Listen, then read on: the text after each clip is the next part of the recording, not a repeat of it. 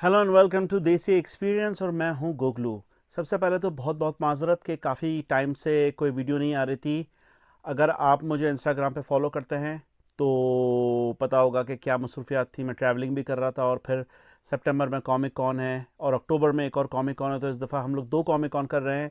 एक तो salt lake city का है, फैनएक्स जिसे कहते हैं, और एक लॉस एंजल्स का है कॉमिक कॉन, जो कि अक्टूबर 4th 5th एंड 6th को है। तो उसकी तैयारियों के अंदर बहुत ज़्यादा, जैसे कहते हैं, वो टाइम कंज्यूमिंग होती है। और इसके अलावा हालांकि बहुत सारे अच्छे टॉपिक्स आए थे, क्रिकेट के हवाले से भी बड़े अच्छे अच्छे टॉपिक्स आए थे बीच में। जो मेरा पाकिस्तान का इस दफ़ा का एक्सपीरियंस हुआ, उसके बारे में भी आपसे बात करना चाह रहा था, लेकिन फिर किसी और दिन। क्योंकि आज जिस वीडियो के साथ मैं आपके पास आया हूँ वो बहुत ज़रूरी है। और जो चीज़ मैंने फ़ील की है और जो मुझ पे गुजरी है, तो मैं चाहता हूँ कि वो आप के साथ मैं ये चीज़ शेयर करूँ। तो जैसे कि अगर आप 2-4 दिन से अगर देख रहे हैं तो मैं अपने जो इंस्टाग्राम है उसके ऊपर डिफरेंट स्पूकी और थोड़ी सी हॉरर टाइप की स्टोरी या हैरत अंगेज़ किस्म के जो वाक़यात हैं, उसकी बातें जो है और उसकी स्टोरीज़ आपके साथ शेयर कर रहा हूँ।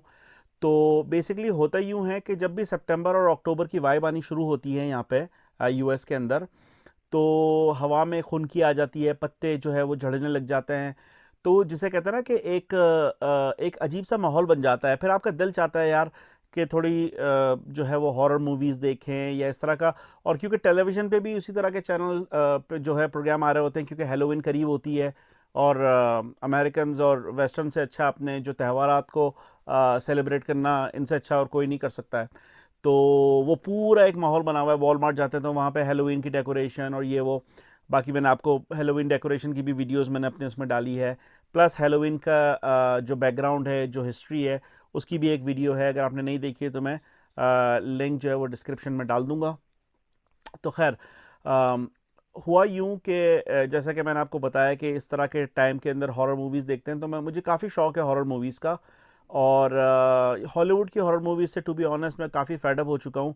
क्योंकि वो एक ही तरह का इनका जो है हिसाब किताब है कि कोई फैमिली है, किसी पुराने घर में आते हैं, घर में आसेब होती है।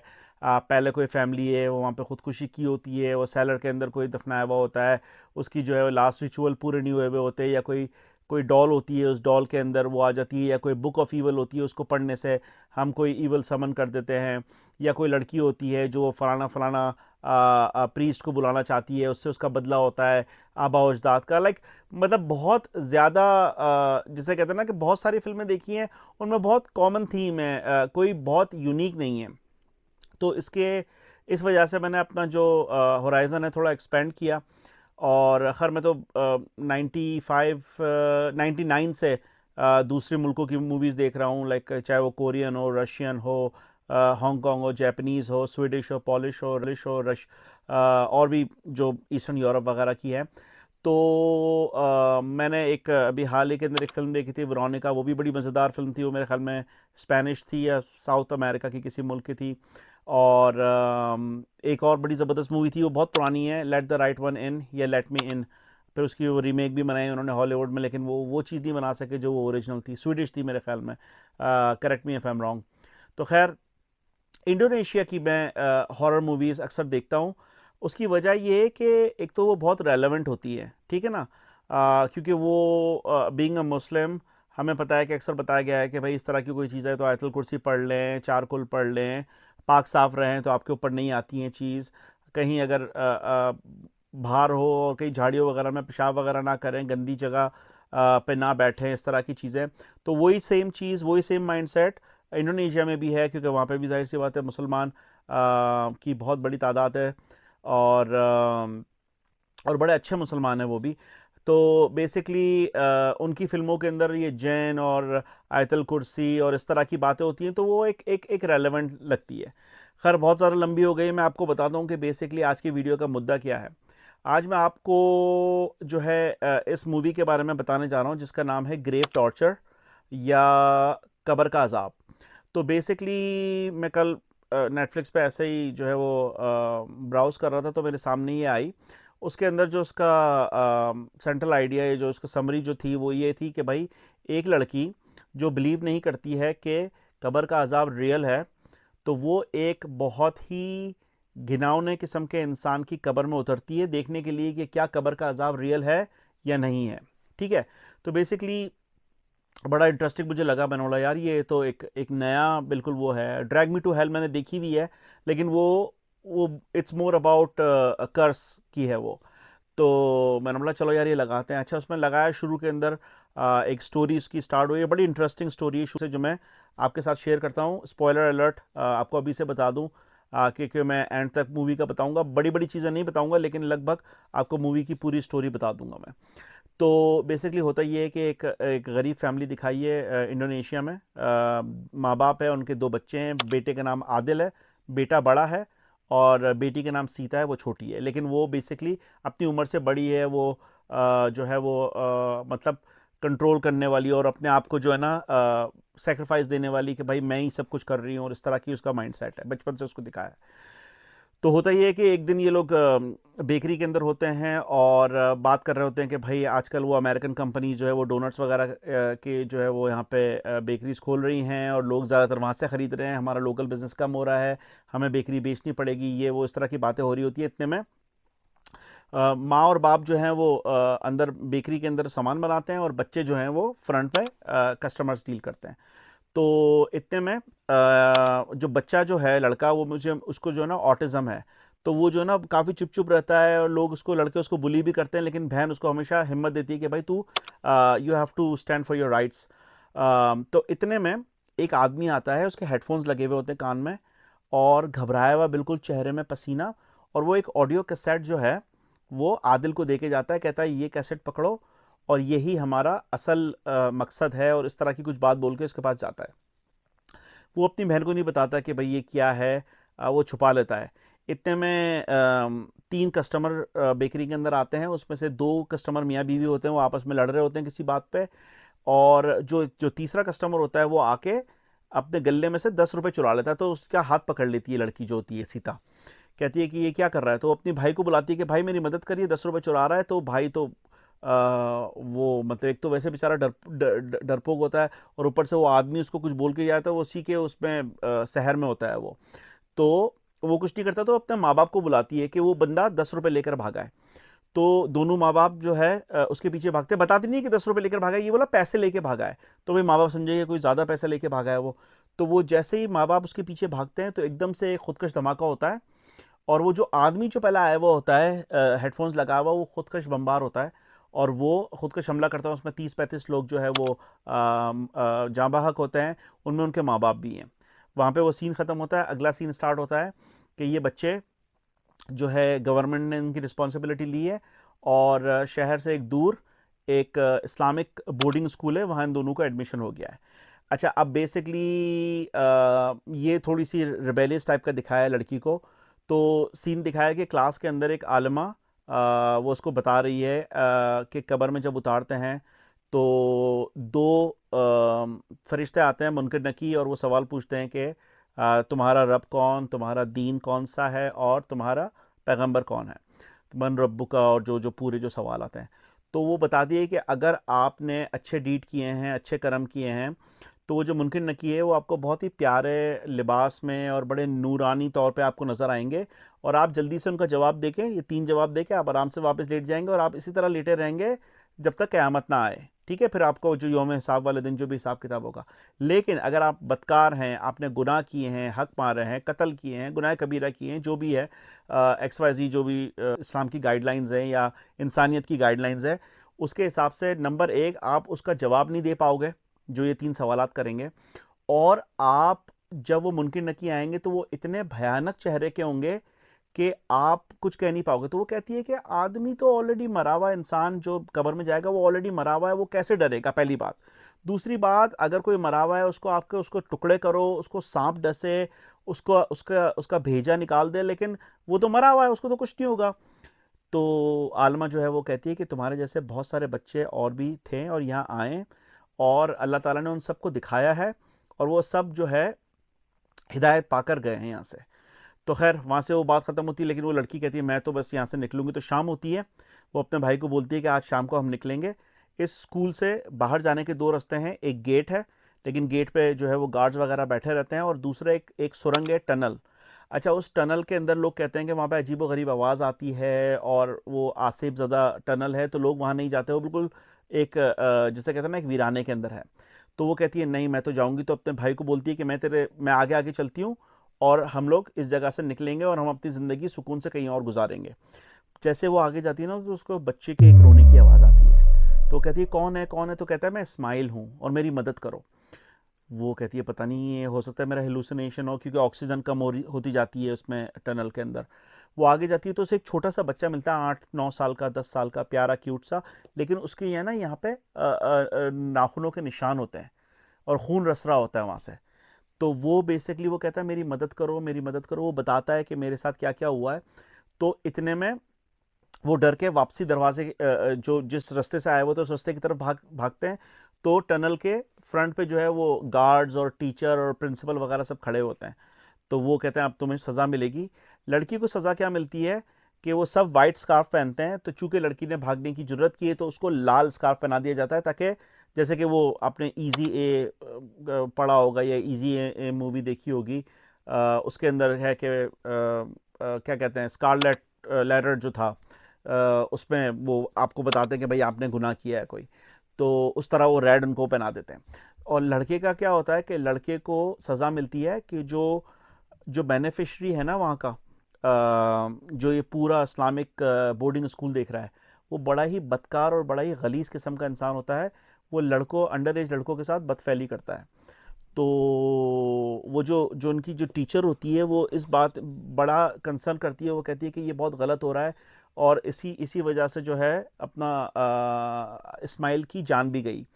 तो वो इस चीज़ के ख़िलाफ़ होती है। लेकिन अब जाहिर सी बात है, इस तरह का जो माशरा है उसमें औरत की बेचारी की तो सुनी जाती नहीं है। तो खैर, होता यूँ है कि उसके बाद उसको वहाँ पे भेज देते हैं बच्चे को, और लड़की यहाँ। लेकिन लड़की जो है उसको किसी तरह कोशिश करके कि मैं अपने भाई को यहाँ से निकाल लूँ, तो वहाँ से उसको 2 गार्ड पकड़ लेते हैं, लेकिन वो उसको लेके चले जाते हैं आदिल को। अच्छा, फिर रात को उसको, लड़की को पकड़ के एक कोठरी में रखते हैं, लेकिन वो किसी तरह कोठरी से भी निकल जाती है और फिर जाके अपने भाई को छुड़ा के लेकर आती है। लेकिन तब तक वो उसके साथ बदसलूकी कर चुका होता है वो आदमी। तो फिर वो वहाँ से लेके और अंधेरी रात के अंदर कहते कहीं से भी निकलना है, आज निकलना है, तो वहाँ से निकल जाती है वो। ठीक है। अगला फिर दिखाया है सीन कि वो लोग बड़े हो गए हैं, बेटा भी बड़ा हो गया है और लड़की भी बड़ी हो गई है। लड़की जो है वो नर्स बन गई है, नर्स सीता कहते हैं अब उसको। और लड़का जो है उसने शादी कर ली है। और चूंकि वो बेचारा कोई ऐसी दूसरी कोई जॉब कर नहीं सकता था, तो वो जो अनअटेंडेंट जो मोर्ग्स होते हैं, जो जो लावारिस लाशें होती हैं, वो उनको गुस्ल दे के और उनको कब्रिस्तान के अंदर दफनाता है। उसका ये काम होता है उस बेचारे का।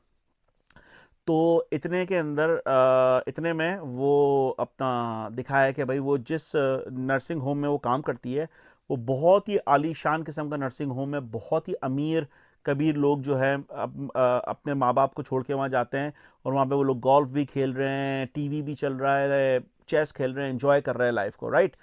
तो वहाँ पे एक आदमी होता है। तो नर्स जो होती है, नर्स सीता जो लड़की है, उससे उसकी काफ़ी अच्छी बनती है। तो उससे, क्योंकि दोनों का माइंडसेट एक ही होता है, दोनों जो है वो दीन को नहीं मानते हैं।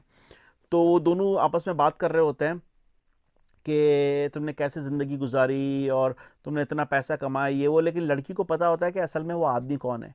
वो आदमी वही होता है जो उस इस्लामिक बोर्डिंग स्कूल का बेनिफैक्टर होता है, या जो सब चीज़ को देख रहा होता है। वो बेसिकली नाम बदल के वहाँ रह रहा होता है, क्योंकि वो पोल खुल जाता है उसके बाद कि भाई ये यहाँ पे 30 बच्चों का जो है उसके साथ ज़्यादती हुई है। तो वो अपनी शनाख्त चेंज करके, क्योंकि बड़ा इजी है, वो बताता है कि कानून, जिसके पास पैसा है वो कानून खरीद सकता है। तो वो चेंज करके वहाँ रह रहा होता है। लेकिन लड़की को पता होता है ये। तो एक दिन ये लोग बैठ के बात कर रहे होते हैं आपस में कि तुम्हें जो है वो कब्र के अजाब पे यकीन है? तो लड़की कहती है कि नहीं है भी और नहीं भी, क्योंकि मैंने देखा नहीं है, लेकिन मैं देखना चाहती हूँ। तो वो आदमी कहता है कि भाई कब्र में कैसा अजाब, वही वाली बातें दोहराता है कि भाई मुर्दे को क्या होगा और किस तरह आप उसको मारोगे, किस तरह वो करोगे, वो तो ऑलरेडी डेड है। और अगर आप सोल को, यानी कि रूह को अगर आप अजाब देते हो, तो रूह तो कुछ फील ही नहीं कर सकती है। तो ये सारा बकवास है, ये सारा मुल्ला मौलवियों ने अपना मज़हब बेचने के लिए किया हुआ है। लाइक वो बिल्कुल एथियस्ट टाइप का इंसान होता है। टेक्निकली लड़की भी एथियस्ट होती है। तो वो इंतज़ार करती है, वो बेसिकली अपने आप को, उसने नर्स नर्सिंग होम के अंदर डाला ही इसलिए होता है वहाँ कि वो उस बंदे की कब्र में, क्योंकि अब उसको उसके दिमाग के अंदर ये है कि मैं एक ऐसे आदमी की कब्र में जाऊंगी और उसके साथ वो कब्र में रात गुजारूंगी जिस दिन उसको दफनाएंगे, जिसने बहुत बड़े बड़े गुनाह किए हों, ताकि मैं देखना चाहती हूँ कि कब्र में अजाब होता है या नहीं होता है। अच्छा, इतने में जब ये इन लोगों की बहस हो रही होती है आपस में, तो वो आदमी बंदूक निकालता है और अपने आप को गोली मार देता है। तो अब ये चूंकि इसके जो घर वाले थे वो उस आदमी से बहुत तंग थे, क्योंकि उसकी जो बदनामी है उनके घर तक भी आ रही थी, तो कोई इसकी बॉडी को जो है वो क्लेम करने के लिए नहीं आता। तो फिर वो ऐसे ही ईदी हाउस में, जिस तरह हमारे यहाँ ईदी हाउस है या छिपा हाउस है, वहाँ पे इसका वो आता है। तो आदिल जो है इसका भाई, वो इसको गौसल भी देता है और उसकी तदफीन भी होती है। अब जब तदफीन हो रही होती है तो वो कब्र खोदता है और कब्र के साथ ही एक जगह बनाता है उसके लिए, अपनी बहन के लिए। अब वो कहता है कि भाई तू मुझे, मैं यहाँ पे मैंने पाइप रखा है और पाइप के अंदर जो है वो ऑक्सीजन ऊपर से आती रहेगी, ठीक है, और पूरी रात तू यहाँ रुकेगी और मुझे आवाज़ दे देना, मैं ऊपर ही हूँ। तो और फिर ये मैं कैमरा लेकर आया हूँ, उसके अंदर नाइट विजन है, तो वो इस कैमरे से तो फिर वीडियो बनाते रहना। अच्छा, अब यहाँ जो मूवी है वो दो हिस्सों में डिवाइड हो रही है। होता यूँ है कि उस लड़की का इतना पुख्ता ईमान होता है कि कब्र के अंदर कोई अजाब, there is no such thing as कब्र का अजाब, और कुछ भी ऐसी चीज़ दुनिया में नहीं होती है। तो वो सो जाती है कब्र के अंदर, ठीक है, कब्र में सोती है। वो बंदा जो मैयत है वो पड़ी हुई होती है। सुबह उठती है, अपने भाई को कहती है कि मुझे निकालो, वो निकाल लेता है। वो वीडियो चेक करती है, उसमें कुछ भी नहीं होता है। तो अब उसका और ईमान पुख्ता हो जाता है, ठीक है। वो अपनी जो नॉर्मल रूटीन के अंदर चले जाती है। फिर अपना क्या कहते हैं, दूसरों को भी इस चीज़ की तरजीह देती है। कोई अगर दीन की बात करता है तो उसको डिनाई करती है, और बिल्कुल जिसे कहते हैं ना एथियस्ट हो चुकी होती है वो। फिर उसके बाद उसके भाई से भी झगड़ा शुरू हो जाता है। उसका भाई कहता है भाई तुम्हारी वजह से, तुम हर वक्त जो है अपना मैं, तुम्हारे अंदर इतना तकब्बुर है, तुम्हारी वजह से हमारे पेरेंट्स मरे हैं। क्योंकि तुम अगर उसको, अपने पेरेंट्स को नहीं बोलती पैसों के लिए, सिर्फ महज 10 रुपए की खातिर वो बाहर नहीं जाते, और हमारी ज़िंदगी इतनी अजीरन नहीं होती जिस तरह की हमारी ज़िंदगी अब है। प्लस उसकी जो आदिल होता है, उसकी बीवी से भी उसके झगड़े होते हैं, क्योंकि बेचारा वो कुछ सही काम नहीं कर पाता है, उसमें कुछ पैसा नहीं होता जिस जो काम वो कर रहा है। कोई अगर आया तो किसी ने बख्शिश दे दी तो दे दी। इतने में होता ये है कि लॉन्ग स्टोरी शॉर्ट के जो इनका जो नर्सिंग हाउस होता है, नर्सिंग होम होता है, वहाँ पे कुछ वाक़यात होने शुरू हो जाते हैं, और उसको उस आदमी की आवाज़ सुनाई देती है जिसने खुदकुशी की है। तो वो जाती है तो उसको नज़र नहीं आता, कभी कभी जो है उसका साया नज़र आता है, कभी उस आदमी का हाथ नज़र आता है। तो वो कहती है कि ये सारे हेलुसिनेशन है, ये सारे जो है ना मैं वो कर रही हूँ। अच्छा, फिर होता यूँ है कि उसी ओल्ड हाउस के अंदर एक आदमी होता है, बड़ा वेल्थी आदमी होता है। उसकी बेटी जो है ना, एक जैसे ताबिश का शो है उस तरह का एक शो चलाती है टीवी पे, नेशनल टीवी पे। तो वो कहती है कि मैं जो है ना इस टीवी शो में आना चाहती हूँ। तो भाई वो टीवी शो के अंदर वो जाती है, वो कहती है कि भाई ऐसा ऐसा हुआ है, और मैं पूरी दुनिया को बताना चाहती हूँ कि ये रिलीजन वगैरह ये सारा जो है वो बस ये कुछ भी नहीं है, लोगों को बेवकूफ़ बनाने के लिए है। और मैं ख़ुद कब्र के अंदर रुकी हूँ, और मैं मेमोरी कार्ड तुम्हें मैंने दिया है प्रोड्यूसर को। अब वो मेमोरी कार्ड पूरा उसके अंदर उसकी वो वीडियो चलाना कि देखना पूरी कब्र की रात में जब मुर्दे को दफनाया जाता है, उस पूरी रात में कोई हिसाब किताब नहीं होता और कोई कब्र का अजाब नहीं आता, क्योंकि उस बंदे को मैं पर्सनली जानती थी। तो वो लगाते हैं तो वो वीडियो कोई और वीडियो होती है उसके अंदर। तो वो कहती है प्रोड्यूसर को कि भाई तुमने वीडियो चेंज कर लिया। कह रहे भाई मैंने वीडियो चेंज नहीं की है, जो तुम्हारे तुमने दिए तो पता चलता है। जब वो घर पहुंचती है तो अपने भाई पे इल्ज़ाम लगाती है कि तूने वो मेमोरी कार्ड चेंज कर दिया है। तो बहरहाल जब वो अपने भाई से भी उसकी लड़ाई हो जाती है, और वहाँ पे भी कुछ इस तरह के नाकानी वाक़यात शुरू हो जाते हैं। तो फिर वो एक वापस उस बंदे की कब्र की तरफ जाती है देखने के लिए कि ये ऐसा हो क्या रहा है। तो जब वो जाती है तो वहाँ पे, अब मैं बताते हुए मेरे रोंगटे खड़े हो रहे हैं, वहाँ पे जो है उसे इस्माइल मिलता है। वो मिलता है इस्माइल, इस्माइल कहता है मेरी मदद करो, मेरी मदद करो। वो इस्माइल की मदद करती है उस वक्त कब्र के अंदर जाके। तो वो कहता है कि यहाँ पे एक बहुत बड़ा वो है, एक पिट टाइप की बनी हुई है, यहाँ पे तुम जंप लगाओ, और तुम जंप लगाओ तो तुम्हें हिदायत मिल जाएगी।